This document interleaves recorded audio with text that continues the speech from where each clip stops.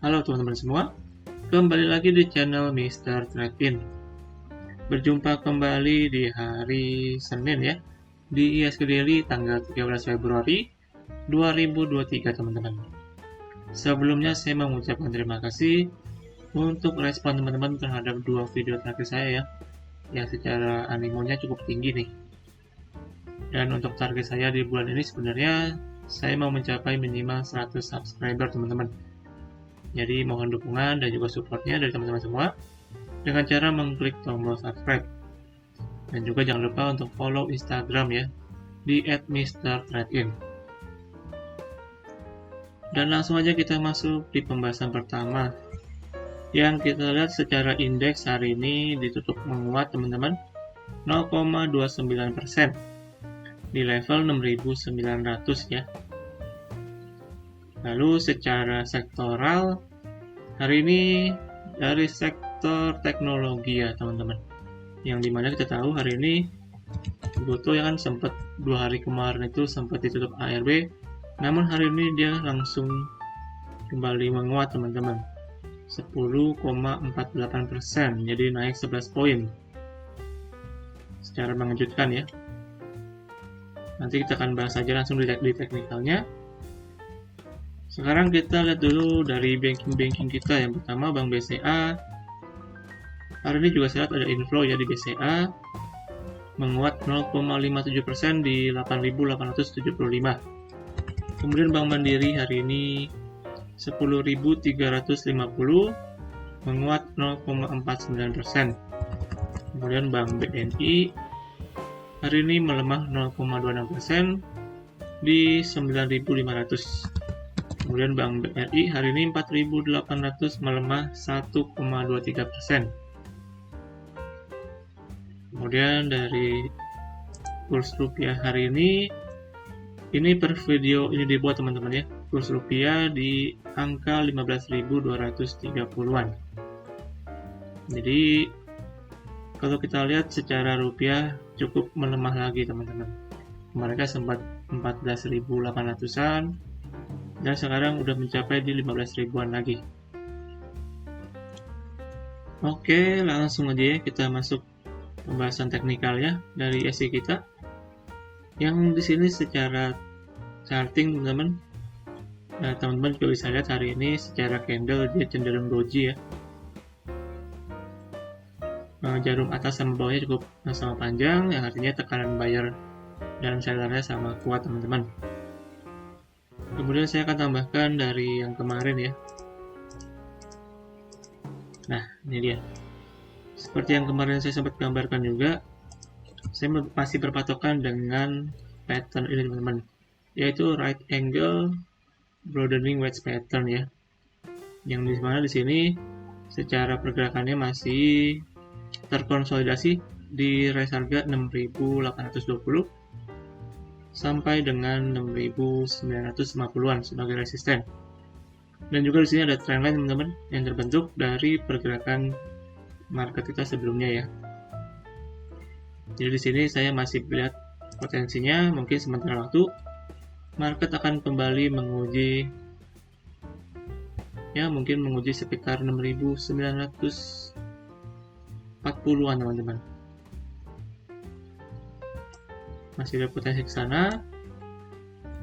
Cuman secara jangka panjangnya, secara outlooknya saya belum bisa pastikan apakah market kita akan kembali breakout atau justru nanti akan tertahan ya di resisten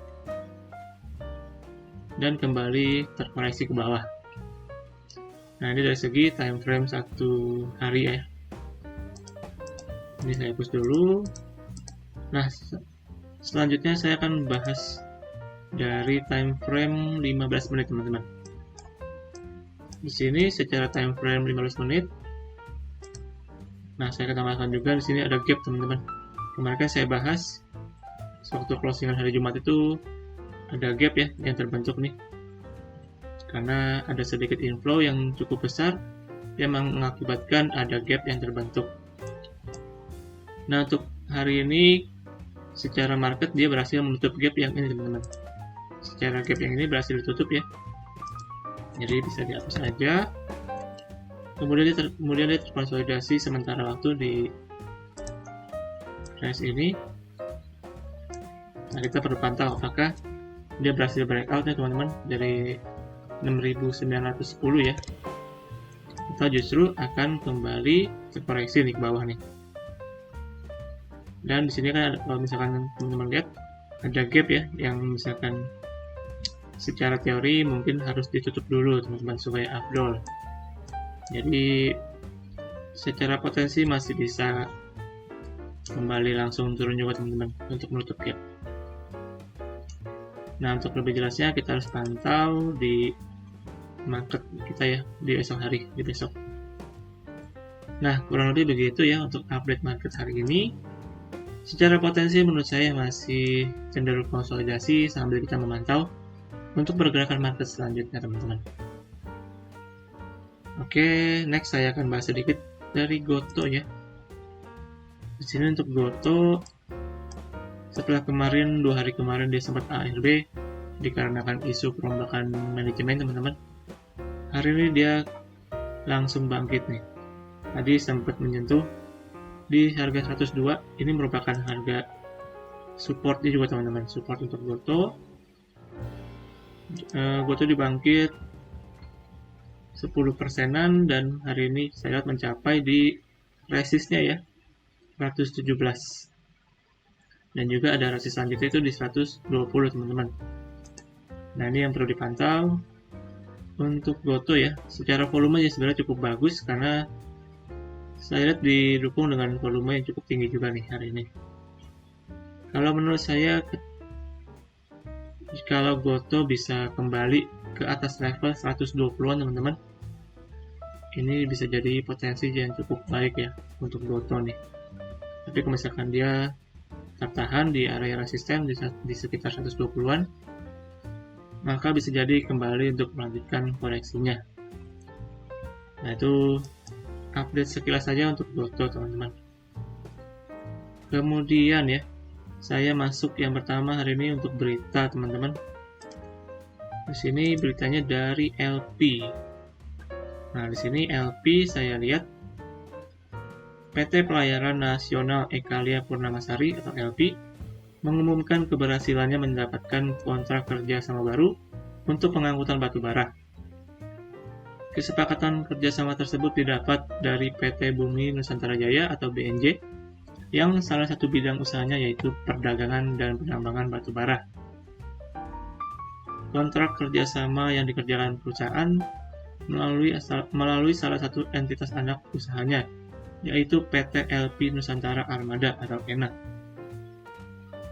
Kemudian menurut Wawan Heri Purnomo yang merupakan corporate secretary dari LP ya, kontrak kerjasama disepakati dengan durasi panjang yaitu 6+2+2 dengan ruang lingkup untuk pengangkutan batubara sistem freight untuk kargo transshipment BNJ di Kalimantan Timur. Kemudian atas kontrak yang telah disepakati, pihak LP menyampaikan terima kasih atas kepercayaan yang telah diberikan oleh BNJ. Kepercayaan ini menurut Wawan menjadi bukti konkret bahwa INA layak dan qualified sebagai penyedia jasa tug and barge yang diperlukan oleh BNJ. Dan juga kepercayaan ini merupakan challenge dan opportunity tersendiri bagi INA dalam bisnis distribusi batu bara. Jadi di sini berita yang pertama dari LP yang mendapatkan kontrak batu bara baru teman-teman, yang mereka sebut sebagai mega kontrak ya, karena mungkin jumlahnya yang cukup besar nih. Nah, langsung aja kita bahas di teknikal ya untuk LP. Nah, LP ini merupakan salah satu dari pantauan saham kita teman-teman ya, yang hari Jumat kemarin saya sempat bahas juga untuk LP. Di sini mungkin saya akan bahas lebih dari teknikal ya, sekedar teknikal aja. Nah, di sini LP untuk hari ini dia berhasil breakout teman-teman, juga dengan volume yang cukup besar di sini. Kalau misalkan teman-teman bisa lihat ya, volumenya cukup rame hari ini. Tentunya juga didukung dengan tadi ya berita yang tadi saya sampaikan bahwa LP mendapatkan kontrak baru teman-teman. secara teknikal LP ini berhasil untuk menembus beberapa resist sekaligus teman-teman. Resist yang terdekatnya itu di 214, kemudian di 220-an ya, 220 sampai dengan 224. Nah, ini menurut saya suatu pertanda yang cukup bagus untuk LP, bahwa LP akan kembali melanjutkan penguatan ya. Tentu juga harus kita lihat dengan konfirmasi teman-teman, apakah LP ini dalam ya mungkin seminggu ini bisa minimal bertahan di atas level 220 nih, sebagai level resisten penting untuk LP. Karena secara time frame weekly di sini saya lihat untuk LP resist pentingnya itu di 220 teman-teman. Jadi mungkin kalau misalkan minggu ini LP bisa berhasil closing mingguan ya di atas level 220 atau juga mungkin di atas level 224 ya. Ini merupakan sinyal yang cukup bagus untuk bisa LP melanjutkan potensi penguatannya. Nah, itu sementara untuk technical dari LP, sementara waktu update-annya. Untuk strateginya nanti akan saya update di pantauan saham hari Jumat teman-teman. Oke, next teman-teman ya. Sekarang saya lanjut untuk update berita yang kedua hari ini dari ISAT nih, atau Indosat ya, yang hari ini saya lihat telah mengeluarkan laporan keuangan tahunannya ya per 2022 kemarin. Nah, di sini untuk beritanya kita lihat dulu ya. PT Indosat Tbk atau ISAT mencetak laba bersih senilai 4,72 triliun pada tahun 2022. Realisasi itu merosot 30,03% dibandingkan 2021 senilai 6,75 triliun rupiah. Kondisi ini terjadi saat pendapatan ISAT meningkat 48,94% menjadi 46,75 triliun dibandingkan 2021 senilai 31,8 triliun. Manajemen ISAT mengatakan penurunan ini terjadi akibat adanya peningkatan beban operasional hingga sejumlah biaya finansial akibat merger. Jadi seperti yang kita ketahui, di tahun 2022 kemarin kan Indosat ini merger ya dengan Tri, teman-teman, Tri Indonesia. Kalau belum tahu, mereka merger jadi mungkin lebih tepatnya Indosat ya yang mengakuisisi Tri, teman-teman. Jadi dari segi beban operasional dan juga dari segi biayanya sedikit meningkat nih. Nah, untuk ini mungkin saya akan bahas lebih sekilas aja ya dari segi laporan keuangannya teman-teman. Di sini untuk laporan keuangan dari Indosat per kuartal 4 2022 ya, yang artinya laporan tahunan teman-teman. Di sini kalau misalkan teman bisa lihat secara pendapatan per tahun 2022 itu sebesar 40 triliun rupiah kurang lebih. Kemudian sedangkan dari tahun 2021 sebesar 25 triliun rupiah. Jadi sebenarnya dari segi pendapatan ini Indosat meningkat teman-teman dari segi pendapatan ya. Cuman dikarenakan biaya operasional mereka yang meningkat juga karena merger kemarin ya, yang tadi sempat saya bahas juga, yang mengakibatkan dari segi laba mereka ini sedikit menurun teman-teman. Jadi misalkan saya bilang ya, penurunan laba mereka itu disebabkan juga karena peningkatan beban operasional karena merger itu. Namun dari segi pendapatan sebenarnya terjadi peningkatan teman-teman. Jadi kalau misalkan asumsi saya pribadi ya, ketika di tahun-tahun berikutnya, ketika nanti di tahun depan udah nggak ada biaya untuk merger ini teman-teman, maka secara laba akan lebih meningkat lagi teman-teman nih kalau misalkan menurut saya. Jadi bisa menjadi suatu pertanda baik untuk kinerja Indosat ke depannya nih. Nah, kita langsung lihat aja untuk price action dari Indosat teman-teman secara teknikal ya. Secara charting, mungkin saya bahas sedikit dari time frame 1 minggu, teman-teman. Nah, di sini secara time frame 1 minggu, kalau teman-teman perhatikan ya, menurut saya sementara ini pergerakannya masih cenderung sideways atau konsolidasi, teman-teman. Di sini range harganya itu di resist jauhnya di 7.400 sampai dengan 5.000 ya. Nah, ini 5.000 merupakan support yang cukup penting untuk Indosat ini menurut saya, karena merupakan angka psikologis dan juga sekaligus angka yang menentukan apabila dijebol maka secara tren akan lanjut koreksi, teman-teman, atau jadi menuju tren bearish ya. Namun selama masih bergerak dalam area ini, menurut saya pergerakannya masih cenderung untuk konsolidasi dulu sebentar waktu ini. Nah, lanjut kita masuk ke time frame daily ya. Secara harian, hari ini saya lihat Indosat ini mengalami kenaikan yang cukup lumayan, teman-teman. Terus juga misalkan bisa diperhatikan ya, secara volume juga hari ini cukup tinggi ya. Ini meledak juga hari ini, cukup besar volumenya. Menurut saya efek dari rilis laporan keuangannya mereka, teman-teman, secara tahunan. Yang tadi saya sempat bahas juga, yang di sini saya lihat dari segi investor masih melihat sisi positif ya untuk saat ini, dikarenakan kinerja mereka ke depannya yang mungkin akan semakin membaik nih dengan adanya merger yang mereka lakukan dengan Tri Indonesia ya.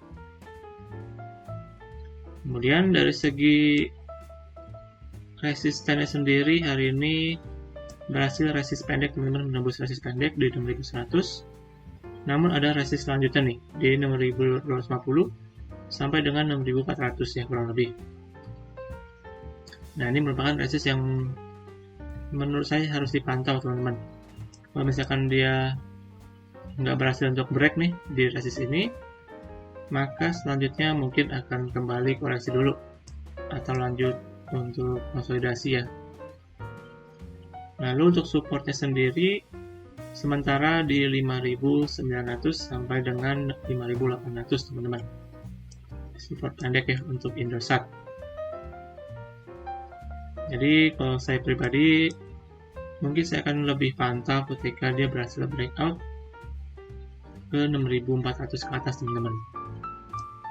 Nah, dari sana mungkin saya akan lebih prefer bahwa Indosat ini bisa kembali melanjutkan penguatan ya. Namun selama itu belum terjadi, potensinya masih cenderung sideways saja nih di sini di dalam range ini ya, kurang lebihnya. Kurang lebih demikian, teman-teman, untuk Indosat ya, updatean teknikalnya. Dan juga berakhir untuk pembahasan hari ini, teman-teman, di IHSG Daily hari Senin tanggal 13 Februari 2023. Nah, terima kasih buat teman-teman yang sudah nonton sampai akhir. Jangan lupa untuk selalu lakukan analisa ulang kembali untuk setiap analisa yang saya berikan, teman-teman. Dan juga jangan lupa untuk subscribe channel ini dan juga like video ini, teman-teman ya, jangan lupa. Akhir kata, sampai jumpa di video selanjutnya. Salam trading.